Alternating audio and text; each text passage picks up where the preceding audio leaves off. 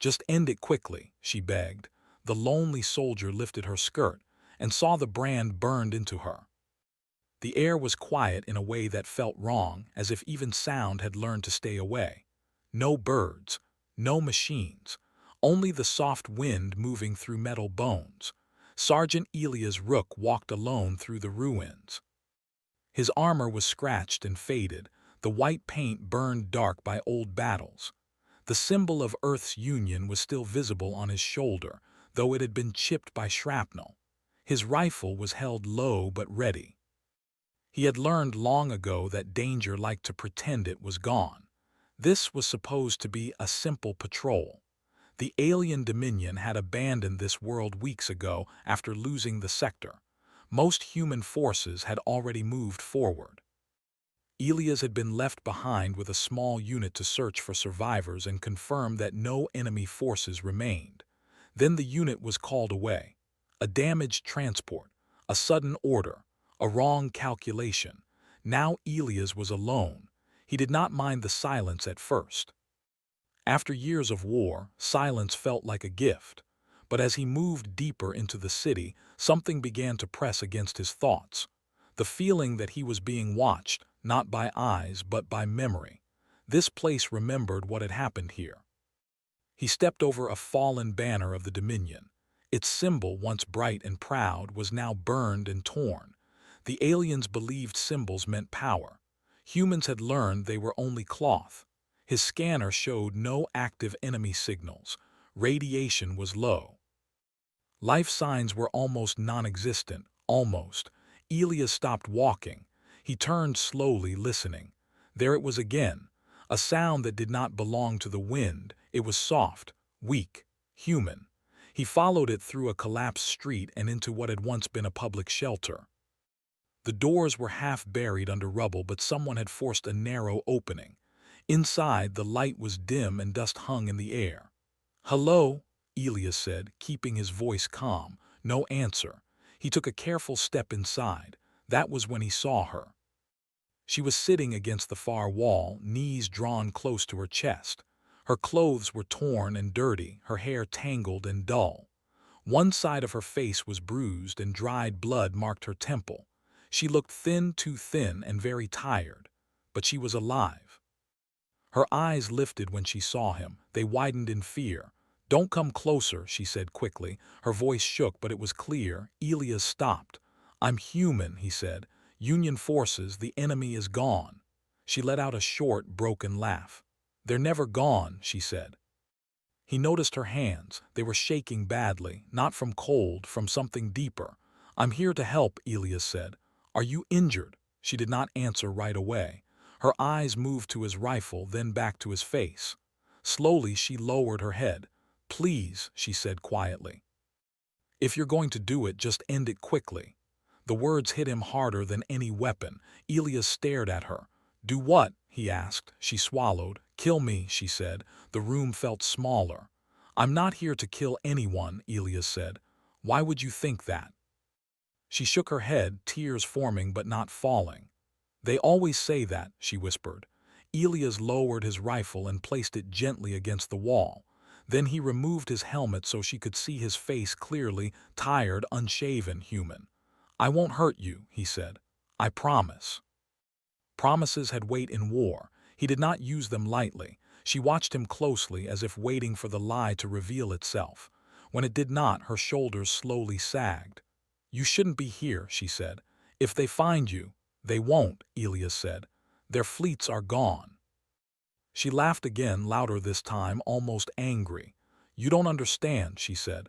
"They don't need fleets for me." That made him pause. Elias activated his medical scanner and held it out so she could see it. "I need to check you," he said, "just to make sure you're stable." She stiffened. "No," she said sharply. "Why?" he asked. Her hands clenched into her clothes. "Because if you see it," she said, "you won't look at me the same way." Elias had seen many things during the war, things that stayed with him at night, scars, implants. Alien experiments, broken people. "I don't judge survivors," he said. She looked at him for a long time. Then she spoke so softly he almost missed it. "They marked me." The word sat heavy between them. Elias felt his stomach tighten. "Marked how?" he asked. She shook her head again. "You don't want to know," she said. "They said I belonged to them, that I always would." Elias had heard similar stories. The Dominion believed in ownership. They believed fear was control. "Let me see," he said gently. "I can't help if I don't know." Her breathing became fast and uneven. "If you see it," she said, "promise me something." "What?" he asked. "Promise you won't leave me alive," she said. "I can't go back to them." Elias felt anger rise in his chest, hot and sharp. "No one owns you," he said. "And I don't kill civilians." She gave him a sad smile. "That's what makes this worse," she said. Slowly, with shaking hands, she moved one piece of torn fabric aside, not in shame, but in fear. Elias kept his eyes focused where she indicated, careful, respectful. What he saw made his breath stop. Burned into her skin was a symbol, not a wound, not a random scar, a precise mark. The Dominion sigil, but something about it was wrong. Elias leaned closer, his soldier's instincts taking over. The lines were exact, too exact. The placement was deliberate. The burn pattern was layered, not crude. This was not just a mark of control. This was technology. His heart began to race. "Where did this come from?" he asked quietly. "They did it," she said. "They said it was a leash. That if I ran, they would always find me." Elias stared at the mark. He had seen something like this before, once, a classified briefing, a failed experiment, something command never spoke of openly. "Did it hurt?" he asked. She nodded. "But that's not why I'm afraid," she said. "I'm afraid because sometimes it feels like it's listening." Elias slowly activated his wrist console and ran a passive scan. The results made his blood run cold. The mark was emitting a signal, very weak, very controlled, and human. Elias straightened. "Listen to me," he said, his voice firm now. "Did anyone ever tell you what this really is?" She looked up at him, hope and fear mixing in her eyes. "They said I was theirs," she replied. Elias shook his head. "No," he said, "they were wrong." Her eyes widened slightly. "What do you mean?" she asked. He hesitated. Some truths could not be taken back once spoken. "You're not marked as property," Elias said carefully. "You're marked as a trap." The room fell silent. Outside, far above the planet, something shifted in the dark of space. And for the first time since the war began, the enemy had been noticed, without knowing it. The scanner light on his wrist faded, but the numbers it had shown stayed burned into his thoughts. He looked again at the symbol on the woman's skin. Now that he knew what he was seeing, he could not unsee it. This was not alien design, it was human. "You're sure?" the woman asked quietly. Her voice pulled him back to the room. She was watching his face closely, searching for fear or disgust. She had learned how to read people very well. Elias nodded once. "Yes," he said, "I'm sure." Her hands trembled as she pulled the torn fabric back into place. She wrapped her arms around herself as if holding herself together. "Then why does it feel like a cage?" she asked. Elias took a slow breath. "Because it was never meant to be comfortable," he said. "It was meant to be hidden." She laughed softly, but there was no humor in it. "I was never trying to hide," she said. "I just wanted to live." Elias sat down across from her, keeping space between them so she would not feel trapped. He rested his back against the wall and placed his helmet beside him. "My name is Elias Rook," he said. "Sergeant, Union Ground Forces." She hesitated. "My name is Mara," she said at last. "At least I think it still is." "It is," Elias said firmly. She looked at him, surprised by his confidence. "How can you be so sure?" she asked. "Because names aren't taken," he replied. "They're carried." She stared at the floor, thinking. For a long moment, neither of them spoke. Then Elias' scanner vibrated. Not an alarm, a response. He frowned and raised his wrist. The screen showed a faint echo, far beyond the planet's surface. Something had noticed the signal from the mark, something old and powerful. "And moving? They're coming, aren't they?" Mara asked. Elias did not lie. "Yes," he said, "but not the way you think." Her body tensed immediately. "I knew it," she said. I told you I should have asked you to. No, Elias said sharply. Then he softened his voice. Listen to me, this signal doesn't scream, it whispers, and it only whispers to one kind of ear. She swallowed. Which kind? She asked. The kind that believes it owns what it hears, Elias replied. He stood and moved toward the shelter entrance, carefully scanning the ruined streets outside. The sky was a dull gray, unmoving. Nothing seemed different, but Elias knew better. This mark, he continued, is part of an old human project, very secret, very risky. Mara hugged her knees. They never told me that, she said. They just said it made me useful. Elias clenched his jaw. That sounds like them, he muttered. He turned back to her. They think the mark links you to their command system, he explained. They believe it lets them track you. And does it? She asked. Yes, Elias said, but not the way they understand. She looked up. What does that mean? She asked. It means they don't realize the link works both ways. Her eyes widened slightly. You're saying they can be tracked too? She asked. Elias nodded. And more than that, he said, they can be confused, misled, fed false orders. Mara shook her head slowly. They always said humans were simple, she whispered. Too emotional, too soft. Elias smiled faintly. That's their mistake, he said. We don't remove emotion from war, we use it. The scanner vibrated again, stronger this time. Elias frowned. That's closer, he said. Mara's breathing quickened. I don't want to be used again, she said. Not by anyone. Elias turned fully toward her. You're not a weapon, he said. You're a person. This only works if you choose to help. She searched his face. And if I do, she asked. Then we hide, Elias said. Or we run, or I call for extraction and take you away from here. She blinked. You do that? She asked. Yes, he said without hesitation. No one had ever answered her that quickly before. She looked down at her hands, then back up. What happens if I help? She asked. Elias paused. Then the people who hurt you lose something they believe is perfect, he said. Control. The shelter shook suddenly. Dust fell from the ceiling. Mara cried out and grabbed Elias' arm. That was them, she said. Elias steadied her. No, he said. That was an atmospheric shift. A small craft entering orbit. Her face went pale. They found me, she whispered. They found the signal, Elias corrected. Not you. He tapped commands into his wrist console, opening a sealed menu. Symbols flashed across the screen, human encryption, deep and complex. Mara watched silently. What are you doing? She asked. I'm waking the mark up, he said. Her eyes widened in fear. You said it whispers, she said. What happens if it speaks? Elias met her gaze. Then they listen, he said, and they believe.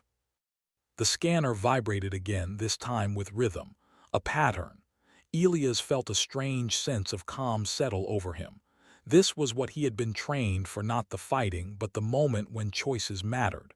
Before we do this, he said, I need to know something. What? Mara asked. When they marked you, he said, did anything else happen? Any strange thoughts, voices? She hesitated. Sometimes, she admitted. I hear commands, not words, more like feelings, urgency, direction. Elias nodded. That's the interface, he said. It listens for obedience. Her hands clenched. I never obeyed, she said.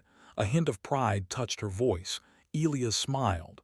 That's why you're still alive, he said. He adjusted the settings and placed his hand gently near her arm, not touching but close enough that she could pull away if she wanted. This will feel strange, he warned, but it won't hurt. She took a deep breath. Nothing they did hurt worse than believing I was nothing, she said. Do it. Elias activated the sequence. The air seemed to hum. Mara gasped, not in pain but in shock. Her eyes widened as something shifted behind them, awareness sharpening, expanding. I can feel them, she said, so many of them. Yes, Elias said, they don't know you can hear back. Her breathing slowed as she focused. They're confused, she said. They're arguing. Elias watched the scanner in awe. Alien command signals were folding in on themselves. Orders looping, hierarchies breaking. What do I do? Mara asked. Nothing, Elias said. Just stay you. The shelter shook again, harder this time. Outside, a Dominion scout craft descended into the ruined city, its sensors locked onto the signal it believed was helpless prey. Inside the craft, alien commanders received instructions that contradicted each other. Advance and retreat, secure and destroy, obey and wait. Confusion spread. Mara clutched her head. "They don't understand," she said. "They've never been questioned before." "That's another mistake," Elias said. "Humans question everything." The scout craft hovered, uncertain. Then it pulled back. Mara's eyes widened. "They're leaving," she said. "For now," Elias replied. She looked at him, tears filling her eyes, not from fear but from relief. "I'm not alone anymore," she said. Elias nodded. "No," he said, "you're not." Far above the planet, deeper in the dark of space, something else noticed the disturbance. Something larger, something older. And for the first time, the Dominion began to wonder if touching humanity had been a mistake. Elias watched the empty sky through a broken wall of the shelter. The gray clouds stayed still, like a painted ceiling. No engines, no light, no sound, too quiet. Mara sat on the floor with her back against the wall. Her breathing had slowed, but her face still showed strain. Whatever the mark was doing, it was not finished. "They're still there," she said softly. Elias turned toward her. "You can feel them?" he asked. She nodded. "Yes," she said, "but not like before. It's distant, like voices in another room." Elias checked his scanner again. The signal from the mark was active but controlled, stable. "That's good," he said. "It means they pulled back instead of pushing harder." Mara looked up at him. "Is that normal?" she asked. "For them?" Elias shook his head. "No, they don't retreat unless something breaks their certainty." She stared at her hands. "I broke it," she whispered. Elias crouched in front of her so she would have to look at him. "No," he said firmly. "They broke themselves. You just showed them the crack." The shelter trembled lightly again, but this time it was not from engines. It was deeper, like the ground itself reacting. Elias frowned. "That's not a ship," he said. Mara closed her eyes. "I feel something else," she said. "Something bigger." Elias stood and activated a wide scan. The results made his stomach tighten. A command node, not in orbit, on the surface. "They set up a ground control point," he said. "They're not here to capture anymore." Mara opened her eyes. "Then why are they here?" she asked. "To understand," Elias said, "and that makes them dangerous." The Dominion believed in control through certainty. They studied before they struck, and when something did not behave as expected, they did not forget it. Elias packed quickly, rations, power cells, a small signal booster. He moved with calm speed, the kind that came from long habit. "We can't stay here," he said. "This place is marked now." Mara stood slowly. "Run?" she asked. "Yes," he said, "but not blindly." She looked at him with confusion. "If they're tracking me," she said, "how do we hide?" Elias paused. "We don't," he said. "We choose where they look." They moved through the ruins, keeping to shadows and broken paths. Elias led, scanning constantly. Mara followed, her steps careful but steady. The city felt different now, not empty, waiting. "They're watching," Mara said quietly. "I know," Elias replied. "Let them." They reached a collapsed transit tunnel, half buried under stone and metal. Elias checked the entrance and nodded. "This will do," he said. Inside, the tunnel was dark and narrow. Old lights flickered weakly. The air smelled of dust and rust. Elias activated the signal booster and placed it carefully on the ground. "What's that?" Mara asked. "A mirror," Elias said, "for their expectations." He adjusted the settings and stepped back. The mark on Mara's skin pulsed faintly. She gasped. "They're focusing," she said. "They think I'm here." Elias smiled grimly. "Good," he said. Outside the tunnel, alien drones moved through the ruins, silent and precise. Their sensors locked onto the signal, confirming what they believed was a trapped human asset. Inside the tunnel, Elias and Mara moved deeper, away from the false signal. Mara's breathing quickened. "They're getting closer," she said. "To the wrong place," Elias replied. They reached a junction where the tunnel split. Elias stopped. This is where we change the rules, he said. He adjusted the mark's interface again carefully. Mara stiffened. They're listening harder, she said. They're angry. Let them be, Elias said. Anger makes mistakes. She took a deep breath. What do you need me to do? She asked. Remember yourself, Elias said. Your thoughts, your doubts, your questions. She looked at him unsure. They don't understand doubt, he continued. They believe command is perfect. Show them it is. She closed her eyes. I don't know how, she said. You already do, Elias replied. You survived. The tunnel lights flickered wildly. Mara's face tightened in concentration. I can feel them arguing, she said. One voice says advance, another says wait, another says destroy everything. Elias nodded. That's it, he said. They never planned for disagreement. Outside, the drones hesitated. Orders conflicted. Paths crossed and uncrossed. Precision broke into chaos. One drone powered down completely, waiting for clarity that never came. Another turned in a slow circle, sensors overwhelmed. Mara opened her eyes, shocked. They're stopping, she said. They don't know who to obey. Elias felt a surge of pride. HFY, he whispered under his breath. Mara blinked. What? She asked. Nothing, he said with a small smile. Just an old soldier habit. Suddenly, a new presence pressed against Mara's thoughts, heavy, cold, focused. She cried out and grabbed the wall. Something else is here, she gasped. Not like the others. Elias' scanner screamed warnings. A Dominion overseer, command level. They sent a thinker, Elias said. One that decides instead of obeys. Mara trembled. It's looking at me, she said. Not through sensors. Through belief. Elias moved closer, placing a steadying hand near her shoulder. Look back, he said. I can't, she said. It's too strong. Yes, you can, Elias said, because it doesn't know you. She swallowed hard. It says I'm property, she whispered. Elias felt anger burn in his chest. You're not, he said. You're human. The word carried weight. Mara straightened slowly. I am human, she said. The overseer pushed harder, trying to impose order. Mara pushed back not with force but with contradiction. Why must I obey? Why must this be true? The overseer hesitated. It had no answer. Confusion rippled through the command node.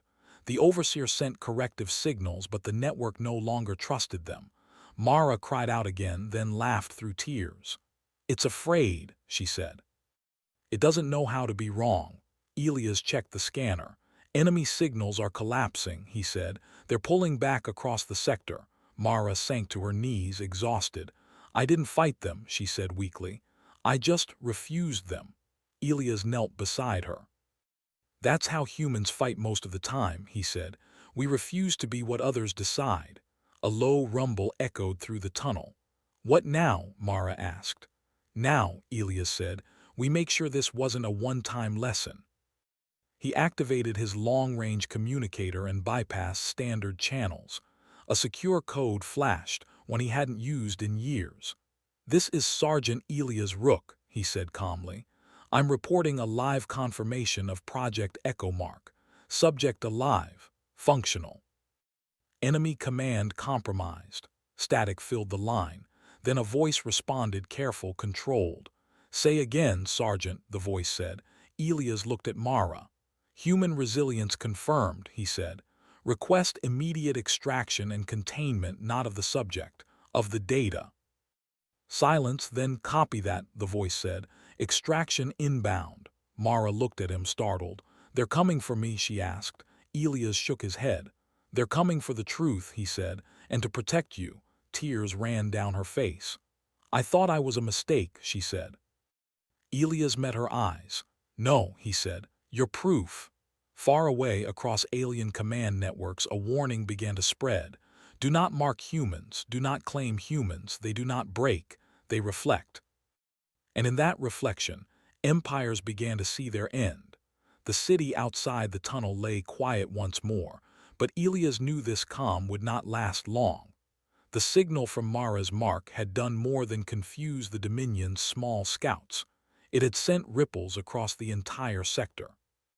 Somewhere far above the planet, someone was paying attention. Elias scanned the ruins carefully. Dust and metal shifted with every faint gust of wind, and every shadow seemed to hide a question. Mara followed him closely, silent, still trying to process what she had just done. "You did something incredible," Elias said quietly. "You didn't fight them with weapons, you fought them with your mind." Mara's eyes widened. "I didn't do anything, I just didn't obey." "Exactly," Elias said. "That's the problem they can't solve. They can't understand a human who refuses to be controlled." She looked down at her hands. "I thought I was nothing, that's why I asked, you know." Elias frowned. "Don't say that, you're alive, that's all that matters, and right now we're going to make sure it stays that way." He led her through the tunnel to a junction he had spotted earlier. It was partially blocked by rubble, but it gave them an exit onto an old maintenance corridor. Elias checked his scanner. The Dominion drones were still tangled in their own commands, confused and wandering in circles above the city. Their sensors could not find the true location of the mark. "This is our chance," he said. "We move to higher ground. There's a human base not far from here." "They can extract us," Mara hesitated. "Do you think they'll take me?" "Yes," Elias said firmly. "They'll take the proof of what humans can do, and you'll be safe." They moved quickly but carefully, following broken streets and collapsed bridges. Elias used his scanner constantly, mapping each step. Mara kept close, learning to trust his instincts. She realized that he wasn't just following orders, he was thinking ahead, predicting every danger. After a long walk through the ruins, they reached a hill overlooking the city. Elias crouched behind a fallen wall and raised his scanner. "They're still confused," he said, "but the Central Command is sending a stronger signal. They're trying to regain control." Mara looked out over the city. Drones and automated systems were stopping and starting, trying to find the mark. But every time they thought they were close, the signal shifted. "How are we going to get out?" she asked. Elias smiled faintly. "We let them chase ghosts, then we call for help." He pulled out a small, portable transmitter and activated it. The device sent a coded pulse into space, bouncing off human satellites. Within minutes, a response came, a Union dropship designated for rapid extraction. "Extraction in 10 minutes, the voice said over the communicator. Mara's face lit up, relief and disbelief mixed in her eyes. "You mean I'm really going to get away from this?" Elias nodded. "Yes, but we need to move now. They'll notice the pulse soon." They ran down the hill, following a narrow path through collapsed buildings. Every step was careful. Every sound could draw attention. Mara was amazed at how calm Elias was, even as the Dominion forces scrambled around the city. Suddenly, a loud metallic clatter echoed from nearby. A drone, finally free from its loop, moved toward them. Its sensors glowed red. "Stay calm," Elias whispered. He reached into his pack and pulled out a small device. He pressed a button and a bright pulse shot toward the drone. The drone stopped. Its sensors blinked rapidly. Then it powered down completely. Mara gasped. "How did you do that?" Elias smiled. "Humans make mistakes too, and sometimes the right mistake can save your life." They continued, reaching a high ridge overlooking the city. Below, Dominion forces were trying to reorganize, but their confusion was complete. Mara's mark had done more than Elias expected. It had caused a chain reaction, false signals, loops, and contradictions. The Dominion could not regain order. "Over there," Elias said, pointing. In the distance, the drop ship was approaching. Its engines glowed softly, reflecting off broken glass and steel. "That's our ride." Mara ran toward it, her legs shaking but strong. Elias followed, keeping watch. Every instinct told him to protect her, and every action was precise. As they neared the landing zone, a sudden hum filled the air. Mara stopped. "What now?" she asked. Elias raised a hand. "A command node, the overseer. It's trying to regain control." The hum grew louder. Mara felt it in her chest, a pressure that seemed to twist reality. The overseer had realized the mark was not just a signal. It was a reflection, a challenge to its authority. Elias took Mara's hand. Focus on yourself. Remember who you are, nothing else matters. Mara closed her eyes. She took a deep breath and thought of her name, her life, her freedom, the small victories she had won, the defiance she had lived. The hum faded, the pressure lifted.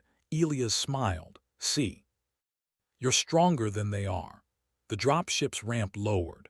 Soldiers waited inside, scanning the area but trusting Elias to lead them safely. Come on, Elias said, helping Mara up the ramp. Inside, the cabin was warm and bright. Mara sank onto a seat, exhausted but alive. Elias stood beside her, scanning the city one last time.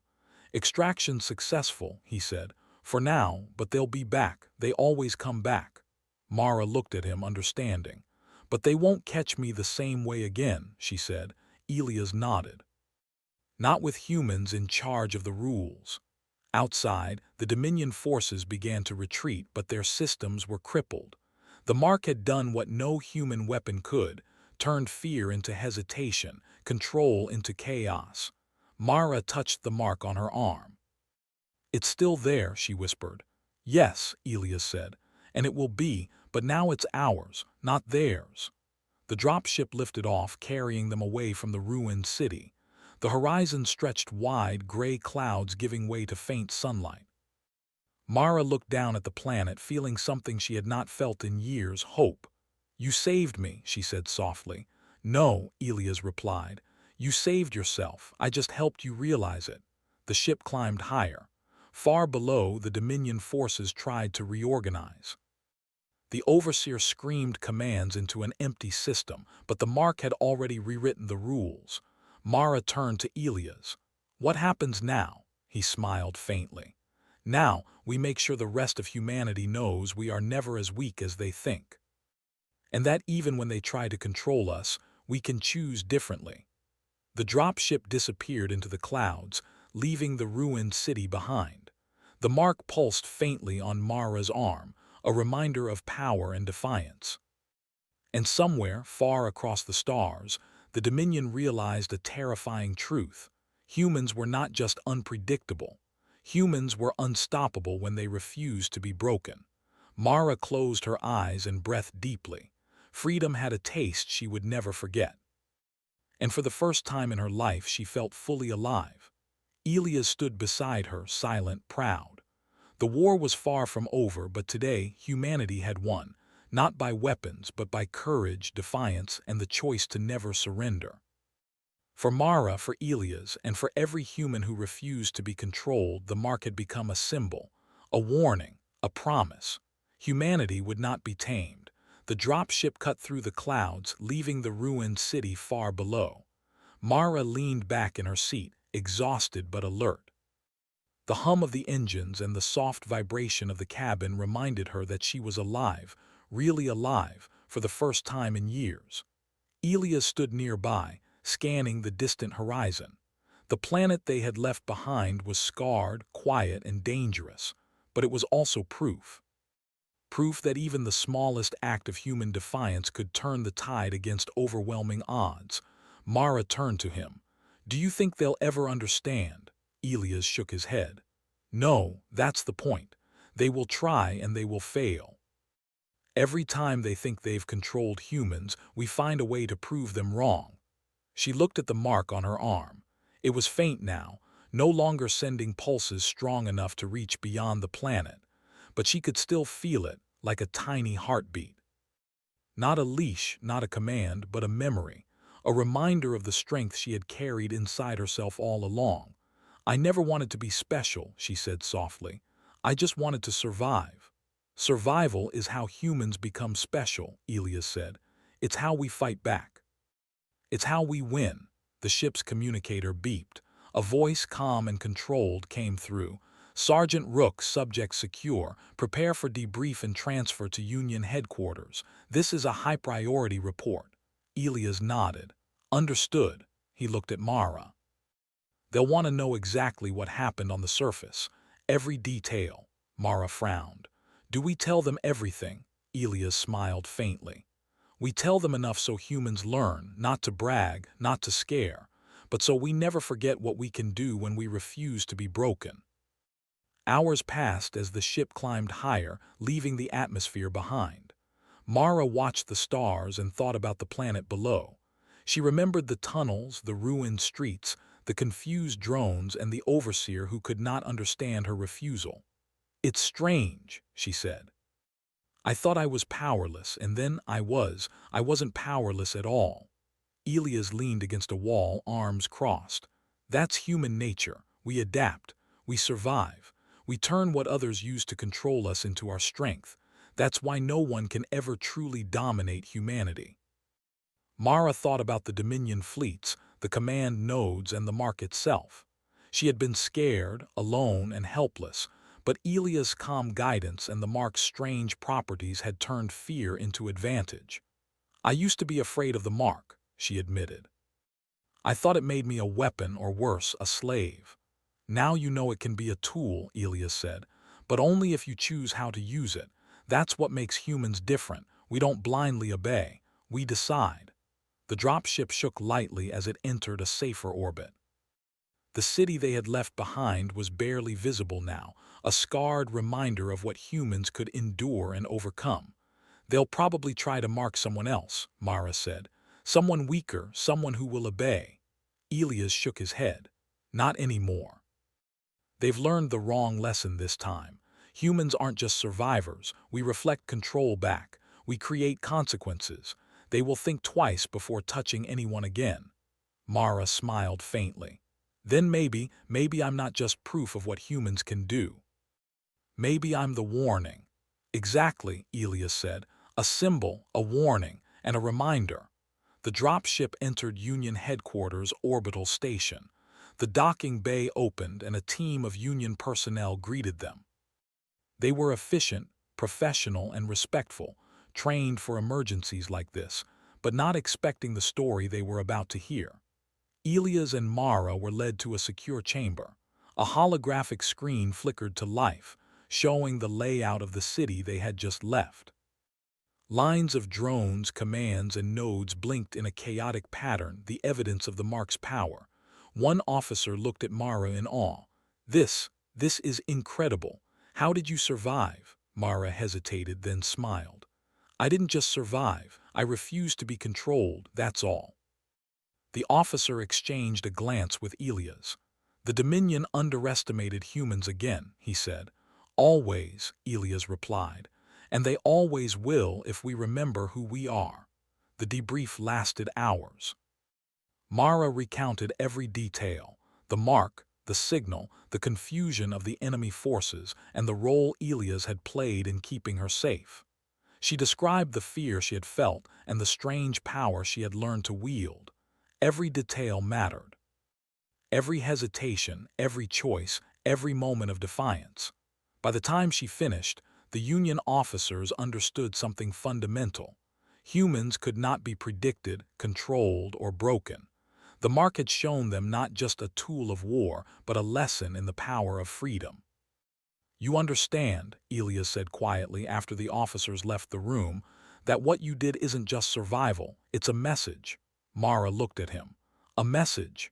"Yes," Elias said, "to anyone who thinks they can control us, to anyone who thinks fear can dominate humanity. You're living proof that we decide our own fate." For the first time, Mara felt the weight of her choices as a source of strength, not fear. She looked down at the mark. It had once been a symbol of ownership, of control, but now it was something else, a badge of human resilience. "Then I guess I have a responsibility," she said softly. "You do," Elias said, "to yourself and to everyone else who will face the same kind of challenge in the future." The next days were a whirlwind. Mara was given medical care, counseling, and a chance to rest. Elias stayed nearby, ensuring she had support and guidance.